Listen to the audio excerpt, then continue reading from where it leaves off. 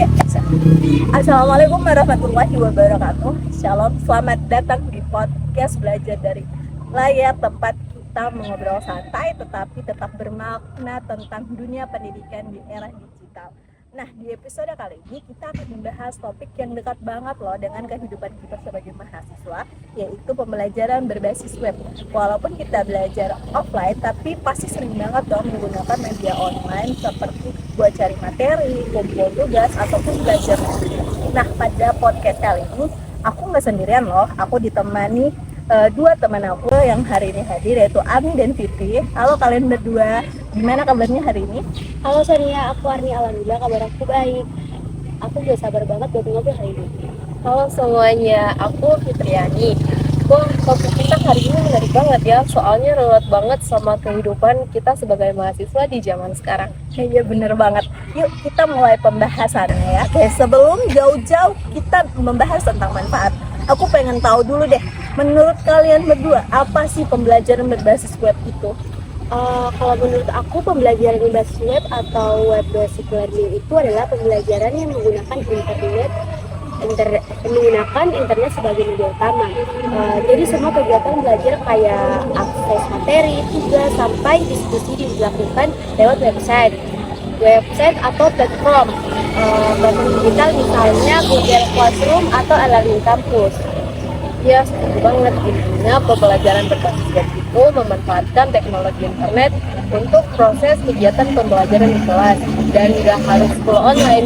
Kadang cuma jadi pelengkap saat pembelajaran tatap muka.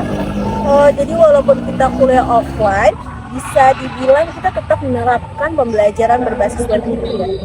Iya betul banget. Misalnya dosen kasih materi tambahan lewat website, menyuruh kita membaca artikel online atau kumpul tugas lewat classroom itu sudah termasuk pembelajaran website. Dan menurut aku itu bermanfaat banget, soalnya kita sebagai mahasiswa bisa belajar lebih fleksibel, dan kalau kita nggak paham materi di kelas, kita bisa jadi referensi tambahan di internet. Nah, itu benar sih, kita bisa mencari referensi tambahan. Oke, sekarang yuk kita bahas tentang model-model pembelajaran. Jadi, Arni, aku sempat baca nih, katanya pembelajaran berbasis web itu punya beberapa model. Kamu tahu nggak model apa aja?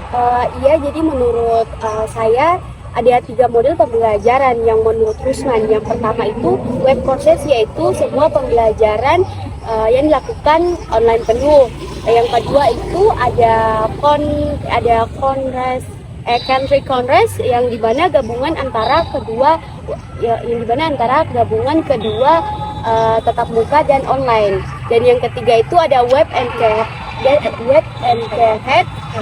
courses, yaitu pembelajaran tatap muka yang berkarya dengan internet sebagai pendukung. Nah, kalau di kampus kami itu yang sering kami gunakan itu web model and course, di mana kita tetap belajar tatap muka tapi juga menggunakan web untuk kumpul tugas, cari referensi, dan kadang-kadang juga ikut kuis online.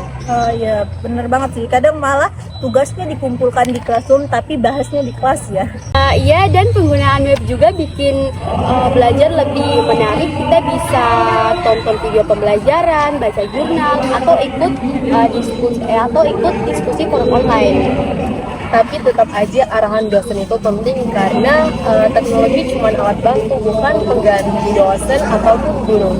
Bener banget, setuju sama Fitri, karena arahan dosen itu kalau tanpa arahan kita malah salah gitu sama materinya ya kan. Oke, sekarang kita bahas yang paling penting nih, yaitu manfaat pembelajaran. Menurut kalian apa sih manfaat dari pembelajaran berbasis web ini? Kalau menurut aku itu manfaat terbesarnya itu fleksibilitas. Kita sebagai mahasiswa bisa belajar di mana aja, kapan aja. Yang terpenting ada koneksi internet. Selain itu sumber belajarnya luas, tidak terbatas dari satu buku aja. Bener banget, kita juga jadi lebih mandiri dan aktif mencari informasi sendiri. Tapi di sisi lain tantangannya juga nggak sedikit ya. Jadi misalnya koneksi internet yang lemot atau rasa malas saat belajar sendirian. Iya bener banget sih, lihatnya mau bikin mau cari materi pula, jadinya buka medsos yang lain. Nah, itu kadang jadi tantangan terbesar kita sebagai mahasiswa. Kalau kita tidak disiplin dan fokus waktu, maka kita bisa keteteran. Ya, tapi Selain itu, nggak semua mahasiswa punya fasilitas yang memadai. Jadi pemerhatian akses juga jadi tantangan besar. ya sih, tapi aku rasa kalau misalnya dosen sama mahasiswa sama-sama kreatif, ya semua kendalanya bisa berjalan dengan baik gitu. Wah, nggak kerasa banget ya obrolan kita ini udah banyak banget, mulai dari bahas pengertian, model, manfaat sampai kekurangan pembelajaran berbasis web. Oke, jadi kesimpulan yang dapat kami ambil, walaupun kita kuliah offline, pembelajaran berbasis web tetap penting banget sebagai pendukung belajar yang fleksibel dan menarik. Yang paling penting gimana cara kita memanfaatkan teknologi dengan bijak, ya. Ya, karena teknologi itu cuma alat belajar yang bermakna, itu tetap disitu. Dan jangan lupa untuk tetap semangat belajar. Terima kasih ya sharing hari ini, dan buat teman-teman edukasi yang udah dengar sampai akhir. Sampai jumpa di podcast belajar dari layar. Assalamualaikum warahmatullahi wabarakatuh.